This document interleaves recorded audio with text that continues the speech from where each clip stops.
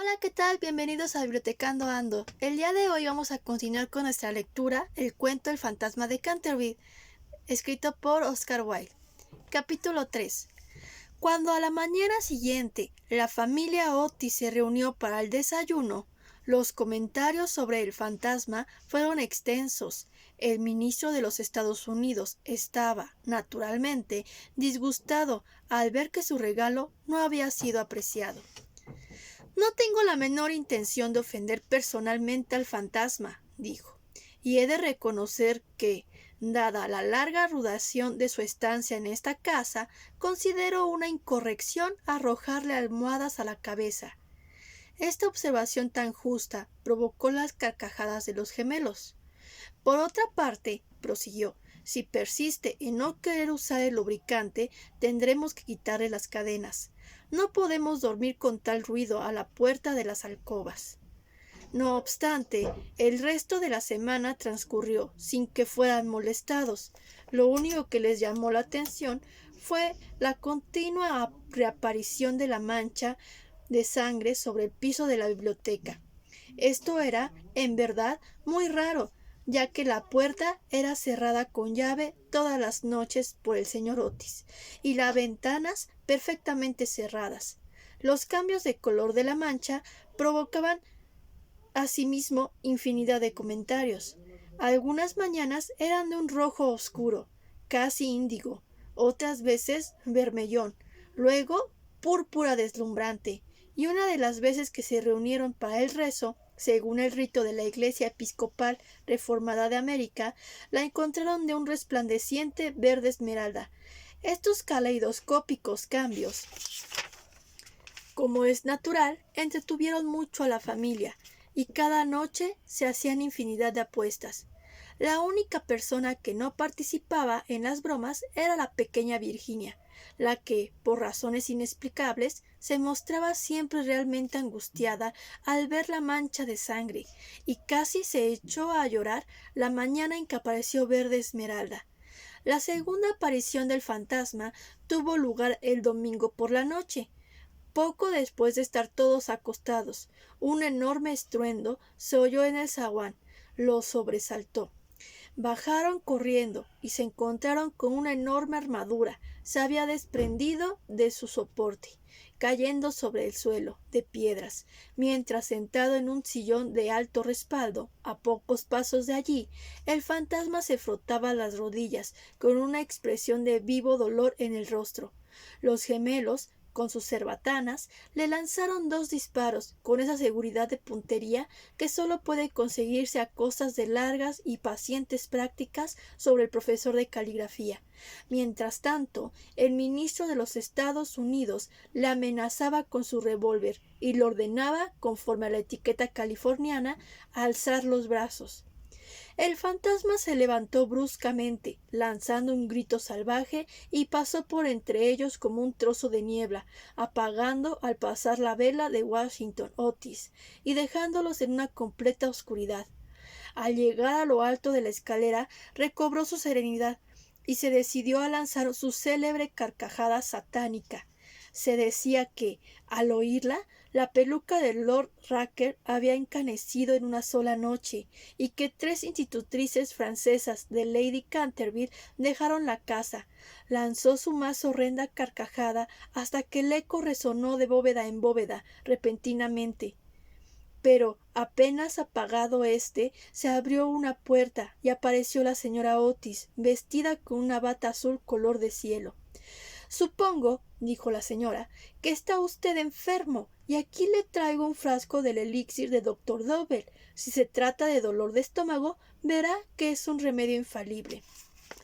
El fantasma le lanzó una mirada de furia y se preparó para convertirse en un enorme perro negro, una metamorfosis que le había hecho justamente famoso, a la que el médico de cabecera atribuía la idiotez incurable del tío Lord Canterville, el honorable Thomas Horton. Pero el ruido de los pasos que se acercaban le hizo vacilar en su sobrecogedor propósito y se conformó con volverse, solo un poco fosforescente, y se desvaneció emitiendo un profundo gemido sepulcral, en el momento en que los gemelos pretendían alcanzarlo.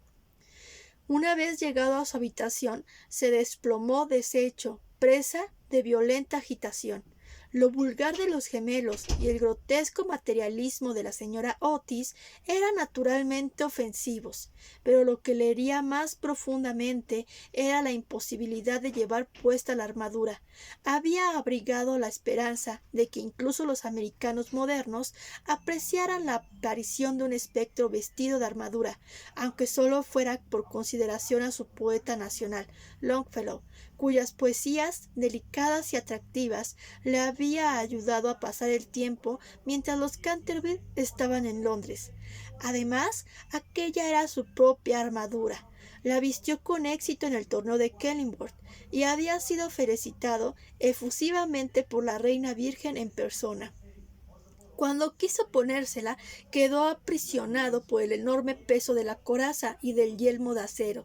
Se desplomó pesadamente sobre el suelo de piedra, despellejándose las rodillas y magullándose los nudillos de la mano derecha. Durante varios días después de esto estuvo malísimo y apenas salió de su habitación, excepto para renovar debidamente la mancha de sangre.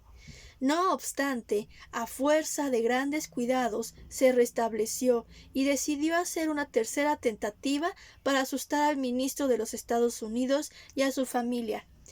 Eligió el viernes 27 de agosto para su reaparición. Ocupó la mayor parte del día revisando sus trajes, decidiéndose al fin por un gran sombrero de ara caída con una pluma roja, un sudario deshilachado en las bocamangas y en el cuello y un puñal oxidado. Al atardecer estalló un vendaval con lluvia, tan fuerte que sacudía todas las puertas y ventanas de la vieja mansión. Era justamente el tiempo que prefería. Su plan era el siguiente. Entraría despacio en la alcoba de Washington Otis, le hablaría desde el pie de la cama y le hundiría por 3 veces la daga en la garganta al son de una música apagada. Sentía un odio especial por Washington Otis. Sabía que era él quien tenía la costumbre de quitar la famosa mancha de sangre de Canterville con el detergente Pinkerton. Después de dejar al temerario joven en un estado de terror abyecto, entraría en la habitación ocupada por el ministro de los Estados Unidos y su esposa. Una vez allí, colocaría una mano viscosa sobre la frente de la señora Otis, mientras podría murmurar al oído de su tembloroso marido los terribles secretos del osario respecto a la pequeña Virginia. No estaba aún decidido. Jamás le había faltado al respeto, y era una criatura bonita y dulce. Unos cuantos gemidos cavernosos desde el armario serían más que suficientes, y si con ello no la despertaba, tocaría la cubrecama con sus rígidos dedos. Respecto a los gemelos, estaba decidido a darles una buena lección. Lo primero que haría sería sentarse sobre sus pechos, produciéndoles así una sensación de ahogo, de pesadilla. Luego, como sus camas estaban muy juntas, se erguiría entre ambas en forma de cadáver verdoso y helado, hasta que el miedo los paralizara. Y finalmente se despojaría del sudario y andaría a gatas por la alcoba exhibiendo los huesos blanquecinos, moviendo el globo de un solo ojo, como el personaje de Daniel el Mudo o el esqueleto suicida. Papel que en más de una ocasión le había cosechado resultados asombrosos y que consideraba tan bueno como el de Martín el Loco o el misterioso enmascarado. A las 10:30 oyó cómo la familia iba a acostarse. Durante cierto tiempo le molestaban las estridentes risas de los gemelos, que, con la despreocupada alegría de los colegiales, se divertían de lo lindo antes de meterse a la cama. Pero a las 11:15 todo estaba en silencio, y cuando dieron las 12 empezó su ronda. La lechuza golpeó los vidrios de la ventana, el cuervo graznaba desde un hueco del tejado, y el viento envolvía la casa con sus gemidos de un alma en pena. La familia Otis dormía, ajena a la suerte que le esperaba, y dominando la lluvia y el viento resonaban los regulares ronquidos del ministro representante de los Estados Unidos. El fantasma atravesó sigilosamente el muro con una sonrisa perversa en su cruel y arrugada boca, y la luna se escondió tras una nube cuando cruzó por la ventana ojival, donde sus brazos y los de su esposa asesinada estaban representados en oro y azul. Siguió deslizándose como una sombra diabólica por entre las tinieblas, que parecían retroceder, asustadas ante él. En un momento dado creyó oír una llamada y se detuvo, pero era solo un perro que ladraba en la granja roja. Siguió adelante, mascullando juramentos y maldiciones del siglo XVI, y blandiendo al mismo tiempo su puñal oxidado al aire de medianoche. Por fin llegó al recodo del corredor que conducía a la habitación del infortunado Washington. Por unos segundos se detuvo allí. El viento se agitaba alrededor de sus grises mechones y torcía en grotescos y fantásticos pliegues de horror, sin nombre, de su fúnebre sudario. Cuando el reloj dio el cuarto, sintió llegada su hora. Rió, dando vuelta al corredor, pero tan pronto lo hubo hecho, y después de lanzar un lamentable gemido de horror, retrocedió y cubrió su blanqueada faz con sus largas y huesudas manos. Frente a él se hallaba un terrible espectro, inmóvil como una estatua y monstruoso como la pesadilla de un desquiciado. Tenía la cabeza calva y resplandeciente, el rostro redondo, carnoso y blanco, y una risa horrenda parecía haber cambiado sus rasgos en un eterno rictus. Sus ojos despedían rayos de luz escarlata, la boca era un pozo de fuego y una repugnante vestidura, igual a la suya, envolvía con su nieve silenciosa su figura gigantesca. Sobre su pecho se veía una inscripción con caracteres antiguos, tal vez un rótulo infamante, una lista de espantosos crímenes, y en la mano derecha sostenía, alejado del cuerpo, un alfanje de brillante acero. Como nunca había visto un fantasma en su vida, sintió el pánico de un modo terrible.